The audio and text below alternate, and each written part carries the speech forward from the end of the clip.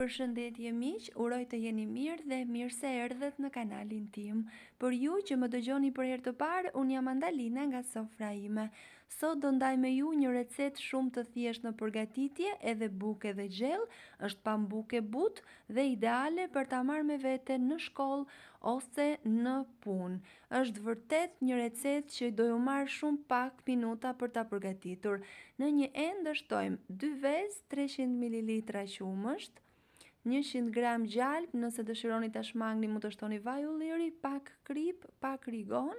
Përbërësi do t'i përziejmë shumë mirë derisa veza të lidhet me masën e qumshtit. Pasi është gati, do shtojmë 300 gram miell, mund ta shtoni pak e nga pak si të keni dëshirë ju. 1 lugë çaji plur fryrës, vazhdojmë përzierjen edhe për pak. Dua t'ju kujtoj se nëse jeni i ri në kanalin tim, ju ftoj të hidhni një sy recetave të mia dhe nëse ato ju pëlqejnë, mos harroni të bëni subscribe. Kam shtuar 100 gram djath të bardhë, 100 gram djath kaçkavall dhe do vazhdojmë përzierjen derisa të lidhen shumë mirë përbërësit.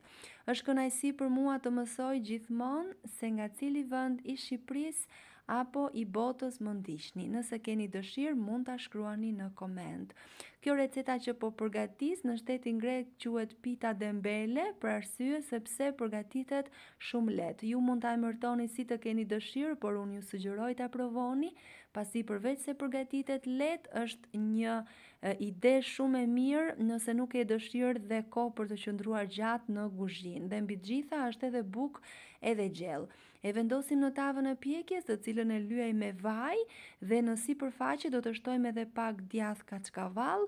Nëse dëshironi mund të shtoni edhe pak vaj, unë nuk shtova vaj pasi poshtë kishte mjaftueshëm, gjithashtu ka edhe gjalpin brenda, kështu që është mjaftueshme.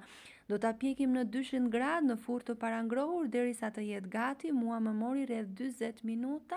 Pjekja gjithmonë në varësi të sobës që keni.